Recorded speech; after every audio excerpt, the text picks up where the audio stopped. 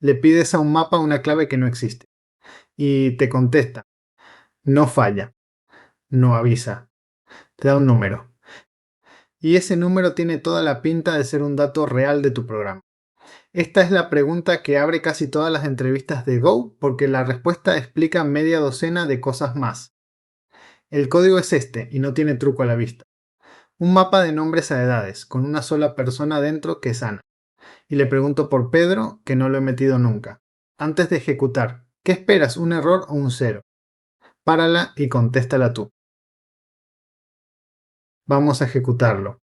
Añado también un mapa que ni siquiera he creado, solo declarado para probar el caso extremo. Le pido la longitud y le pido una clave cualquiera.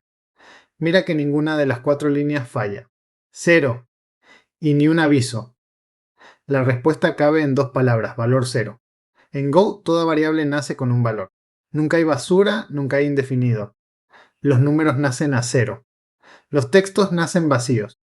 Los booleanos nacen en falso. Y los punteros nacen nulos. Y un mapa aplica esa misma regla a las claves que no tiene. Si le pides algo que no está, no se inventa un error. Te devuelve el valor cero del tipo que guarda. Y eso, que suena a defecto, es lo que hace que buena parte del código en Go sea corto. Mira el caso que lo justifica entero. Contar cuántas veces aparece cada letra de una palabra. En otros lenguajes tendrías que comprobar si la letra ya está antes de sumarle 1. Aquí no compruebas nada, sumas directamente. La primera vez que tocas una letra ya vale 0, así que sumarle 1 la deja en 1. Una línea. Sin comprobación previa, sin inicializar nada. Ese es el trato que hace Go, te quita el error y a cambio te da un valor que puede confundirse con un dato. Y ahí llega la repregunta, que es la que de verdad quieren oírte contestar. ¿Y cómo distingues que no está, de que está y vale 0? Porque las dos cosas pueden pasar y las dos te devuelven lo mismo. Un recién nacido tiene 0 años de verdad. Y alguien que no está en el mapa también da 0. La respuesta se llama coma ok y es una de esas cosas de Go que no se parecen a nada. Al leer del mapa pides 2 valores en vez de 1. El primero es el valor y el segundo es un sí o un no que te dice si la clave estaba. Meto en el mapa a alguien llamado recién, con 0 años de verdad, y pregunto también por alguien que no existe. Fíjate en la última columna. Mismo valor, distinta respuesta. Eso es lo que te faltaba. Y la coletilla que suma, no lo uses siempre. Si estás contando, el 0 te vale y pedir el segundo valor solo hace el código más largo. Úsalo cuando la diferencia importe de verdad. Ahora la trampa, porque hasta aquí parecía que un mapa nunca falla. Y falla. En un sitio muy concreto. Un mapa que declaras pero no creas es un mapa nulo. Leer de él va bien, ya lo has visto. Pero mira lo que pasa cuando en vez de leer escribo. Es la misma variable 2 líneas después. Ahí lo tienes. Leer va, escribir no. Esa frase tal cual es la que hay que decir. Leer va, escribir no. Y el porqué es sencillo. Un mapa nulo no tiene dónde guardar. No hay tabla debajo todavía. Leer de una tabla que no existe se puede contestar sin la tabla. No está. Escribir, no. Y aquí va el detalle que casi nadie añade y que enlaza con el episodio anterior. Con los slices esto es al revés. Puedes hacer append sobre un slice nulo y funciona perfectamente. Nulo no significa lo mismo en los dos y saber eso es exactamente lo que el entrevistador está buscando. Y ya que estamos con lo que revienta y lo que no, hay una tercera pieza que remata la respuesta. Si escribir en un mapa nulo revienta, ¿qué pasa si borras de un mapa nulo?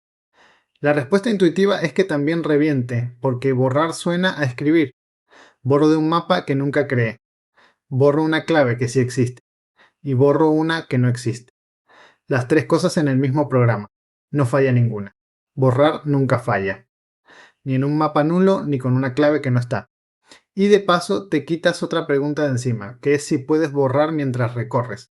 En muchos lenguajes eso es un error, o directamente algo que no debes hacer. En Go está permitido y está escrito en la especificación. Recorro un mapa de 10 claves borrando las pares según paso. Quedan 5, que es exactamente lo que tiene que quedar. La única regla es la que ya conoces, no te fíes del orden. Si borras una clave a la que aún no habías llegado, puede que ya no la visites. Y hay una última pregunta corta que cae muchísimo y que casi nadie prepara. Puede ser clave cualquier cosa. La respuesta de una palabra es lo comparable, lo que se puede comparar con igual a igual. Y eso incluye cosas que sorprenden. Un struct entero puede ser clave, un array también. Aquí uso un punto con X y Y como clave de un conjunto de visitados, que es el truco de la mitad de los ejercicios de rejillas, y funciona sin hacer nada raro. Y lo que no vale son tres cosas: los slices, los mapas y las funciones. Y no te lo descubres en tiempo de ejecución. Te lo dice el compilador con estas palabras exactas. Fíjate en la segunda línea porque esa es la que pilla a la gente. Ruta es un struct, pero dentro tiene un slice, así que el struct entero deja de ser comparable y deja de servir como clave.